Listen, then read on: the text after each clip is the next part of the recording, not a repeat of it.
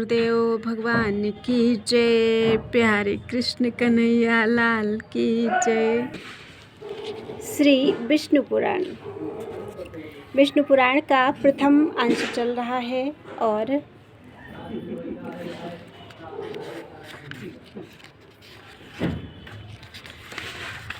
15वां अध्याय चल रहा है।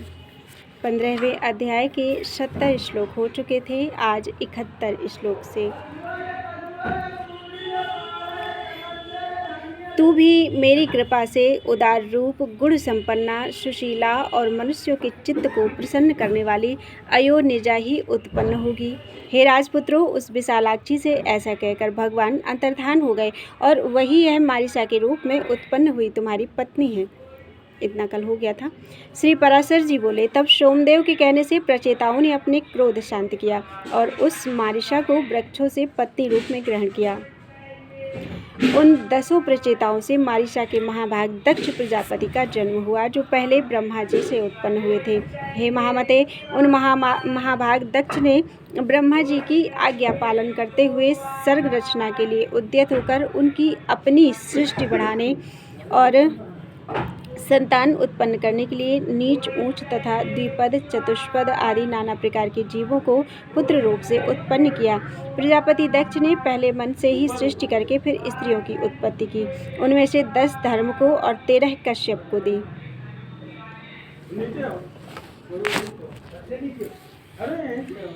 तथा काल परिवर्तन में नियुक्त अश्विनी आदि 27 चंद्रमा को विवाह दी।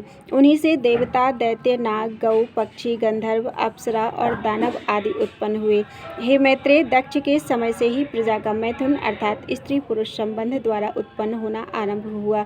उससे पहले तो अत्यंत तपस्वी प्राचीन सिद्ध पुरुषों के तपोबल से उनके संकल्प, दर्शन अथवा स्पर्श मात्र से ही प्रजा उत्पन्न हो जाती थी। श्री मैत्रेय जी बोले, हे महामुनि, मैंने तो सुना था कि दक्ष का जन्म ब्रह्मा जी के दाएं अंगूठे से हुआ था। फिर वे प्रचेताओं के पुत्र किस प्रकार हुए? हे ब्रह्मन, मेरे हृदय में यह बड़ा संदेह है कि सोमदेव के दौहित्र अर्थात देवते होकर भी फिर वे उनके ससुर हुए। श्री पराशर जी बोले, हे मैत्रेय, प्राणियों के उत्पत्ति और नाश प्रवाह रूप से निरंतर हुआ करते हैं। इस विषय में ऋषियों तथा अन्य दिव्य दृष्टि पुरुषों को कोई मोह नहीं होता। हे मुनिश्रेष्ठ, ये दक्षादि युग युग में होते हैं और फिर लीन हो जाते हैं। इसमें विद्वान को किसी प्रकार का संदेह नहीं करना चाहिए। हे द्विजोत्तम, इनमें पहले किसी प्रकार की ज्येष्ठता अथवा कनिष्ठता भी नहीं थी। उस समय तप और प्रभाव ही उनकी ज्येष्ठता का कारण होता था। श्री मैत्रेय जी बोले, हे ब्राह्मण, आप मुझसे देव, दानव, गंधर्व, सर्प और राक्षसों की उत्पत्ति विस्तार पूर्वक कहिए। श्री पराशर जी बोले, हे महामुनि, स्वयंभू भगवान ब्रह्मा जी की ऐसी आज्ञा होने पर कि तुम प्रजा उत्पन्न करो। दक्ष ने पूर्व काल में जिस प्रकार प्राणियों की रचना की थी वह सुनो। उस समय पहले तो दक्ष ने ऋषि, गंधर्व, असुर और सर्प आदि मानसिक प्राणियों को ही उत्पन्न किया।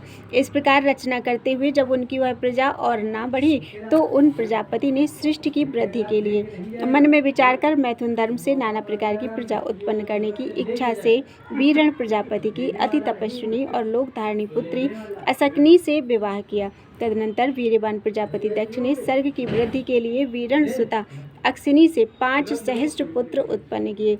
उन्हें प्रजावृद्धि के इच्छुक देख प्रियवादी देवर्षि नारद ने उनके निकट जाकर इस प्रकार कहा, हे महापराक्रमी हर्यश्वगण, आप लोगों की ऐसी चेष्टा प्रतीत होती है कि आप प्रजा उत्पन्न करेंगे। सो मेरा यह कथन सुनो। खेद की बात है, तुम लोग अभी निरे अनभिज्ञ हो, क्योंकि तुम इस पृथ्वी का मध्य, ऊर्ध्व अर्थात ऊपरी भाग और अधः अर्थात नीचे का भाग कुछ भी नहीं जानते। फिर प्रजा की रचना किस प्रकार करोगे? देखो, तुम्हारी गति इस ब्रह्मांड में ऊपर नीचे और इधर उधर सब ओर अप्रतिहत अर्थात बेरोक टोक है। अतः हे अज्ञानियों, तुम सब मिलकर इस पृथ्वी का अंत क्यों नहीं देखते? नारद जी के ये वचन सुनकर वे सब भिन्न भिन्न दिशाओं को चले गए और समुद्र में जाकर जिस प्रकार नदियाँ नहीं लौटती उसी प्रकार वे भी आज तक नहीं लौटे। हर्यश्व के इस प्रकार चले जाने पर प्रचेताओं के पुत्र दक्ष ने वैरुणी से एक सहस्र पुत्र उत्पन्न किए। वे सबला शुकगण भी प्रजा बढ़ाने के इच्छुक हुए, किंतु हे ब्राह्मण, उनसे नारद जी ने ही फिर पूर्वोक्त बातें कह दी। तब वे आपस में एक दूसरे से कहने लगे, महामुनि नारद जी ठीक कहते हैं, हमको भी इसमें संदेह नहीं, अपने भाइयों का मार्ग ही अवलंबन करना चाहिए। हम भी पृथ्वी का परिणाम जानकर ही सृष्टि करेंगे। इस प्रकार वे भी उसी मार्ग से समस्त दिशाओं को चले गए और समुद्रगत नदियों के समान आज तक नहीं लौटे।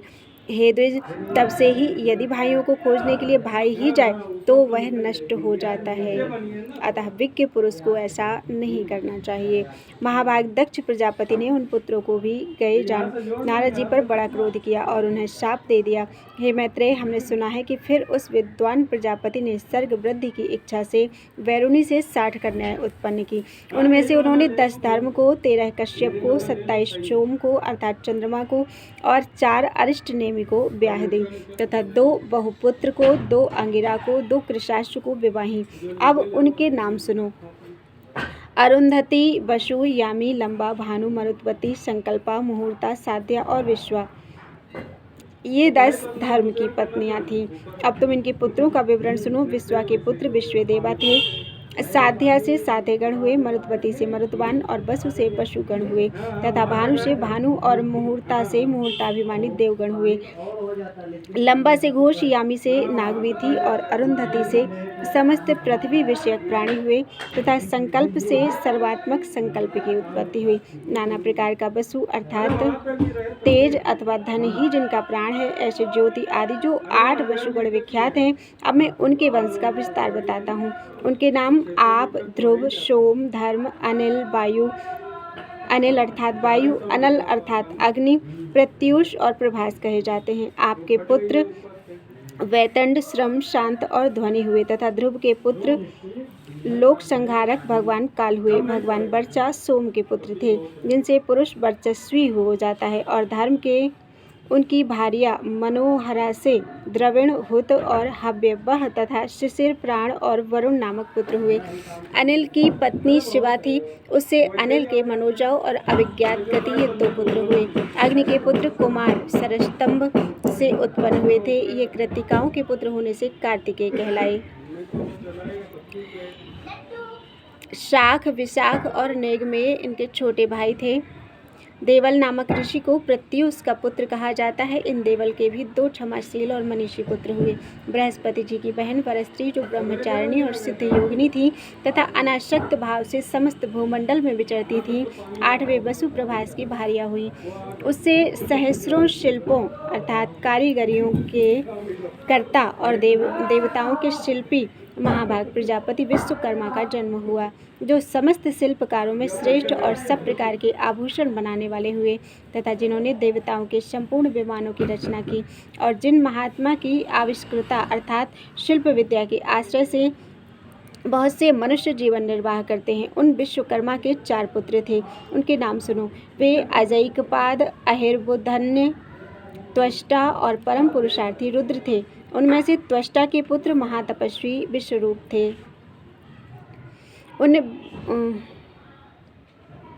हे महामुने, हर बहुरूप, त्र्यंबक, अपराजित, वृषा, कपि, शंभु, कपर्दी, रैवत, मृगव्याध, शर्व और कपाली, ये त्रिलोकी के अधीश्वर 11 रुद्र कहे गए हैं। ऐसे सैकड़ों महातेजस्वी 11 रुद्र प्रसिद्ध हैं। जो दक्ष कन्याएं कश्यप जी की स्त्रियां हुईं, उनके नाम सुनो। वे अदिति, दिति, दनु, अरिष्टा, सुरसा, खसा, सुरभि, विनता, ताम्रा, क्रोधवशा, इरा, कद्रु और मुनि थीं। हे धर्मज्ञ, अब तुम उनकी संतान का विवरण श्रवण करो। पूर्व अर्थात चाक्षुष मनवंतर में तुषित नामक 12 श्रेष्ठ देवगण थे। वे यशस्वी सुरश्रेष्ठ चाक्षुष मनवंतर के पश्चात वैवस्वत मनवंतर के उपस्थित होने पर एक दूसरे के पास जाकर मिले और परस्पर कहने लगे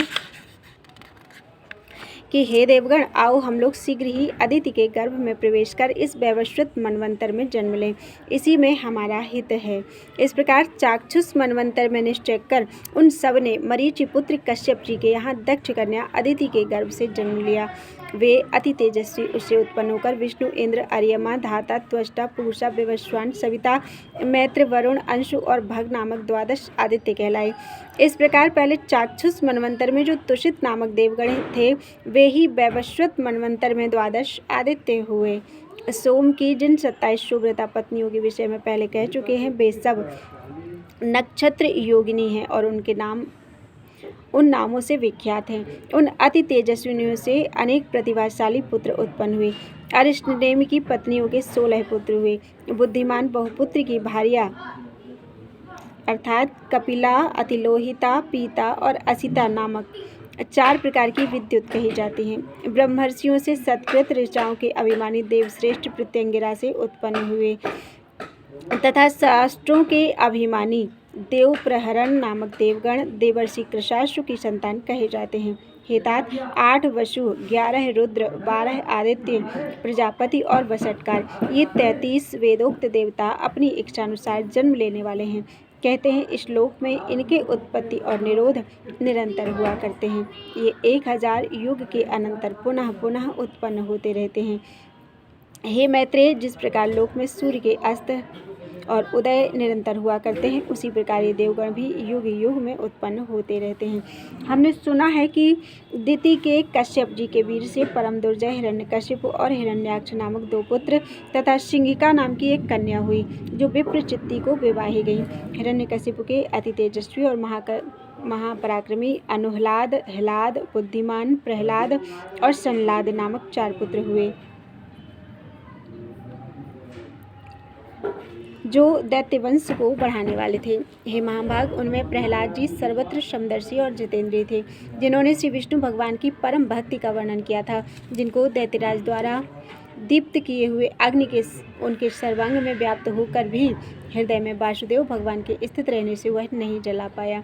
जिन महाबुद्धिमान के पाशबद्ध होकर समुद्र के जल में पड़े पड़े इधर उधर हिलने डोलने से सारी पृथ्वी हिलने लगी थी, जिनका पर्वत के समान कठोर शरीर सर्वत्र भगवत चित्त रहने के कारण दैत्यराज के चलाए हुए अस्त्र शस्त्रों से भी छिन्न भिन्न नहीं हुआ। दैत्यराज द्वारा प्रेरित विषाग्नि से प्रज्वलित मुख वाले सर्प भी जिन महातेजस्वी का अंत नहीं कर सके, जिन्होंने भगवत स्मरण रूपी कवच धारण किया हुआ था और पुरुषोत्तम भगवान का स्मरण करते हुए पत्थरों की मार पड़ने पर भी अपने प्राणों को नहीं छोड़ा। स्वर्ग निवासी दैत्यपति द्वारा ऊपर से गिराए जाने पर जिन महामति को पृथ्वी ने पास जाकर बीच में ही अपनी गोद में धारण कर लिया। चित्त में श्री मधुसूदन भगवान के स्थित रहने से दैत्यराज का नियुक्त किया हुआ सबका शोषण करने वाला वायु जिसके शरीर में लगने से शांत हो गया। दैत्येंद्र द्वारा आक्रमण के लिए नियुक्त उन्मत्त दिग्गजों के दांत जिनके वक्ष स्थल में लगने से टूट गए और उनका सारा मद चूर्ण हो गया। पूर्व काल में दैत्यराज के पुरोहितों की उत्पन्न की हुई कृत्या भी जिन गोविंदाशक्त चित्त भक्तराज प्रहलाद के अंत का कारण नहीं हो सकी, जिनके ऊपर प्रयुक्त की हुई अति मायावी संबरासुर की हजारों मायाएं श्री कृष्णचंद्र के चक्र से व्यर्थ हो गईं, जिन मतिमान और निर्मत्सर ने दैत्यराज के रसोइयों के लाए हुए हलाहल विष को निर्विकार भाव से पचा लिया, जो इस संसार में समस्त प्राणियों के प्रति समान चित्त और अपने समान ही दूसरों के लिए भी परम प्रेम युक्त थे, और जो परम धर्मात्मा महापुरुष सत्य एवं शौर्य आदि गुणों की खान तथा समस्त साधु पुरुषों के लिए उपमान स्वरूप हुए थे। इति श्री विष्णु पुराणे प्रथमे अंशे 15 अध्याय। बोलो वृंदावन बिहारी लाल की जय। विष्णु पुराण का 15वां अध्याय पूरा हुआ।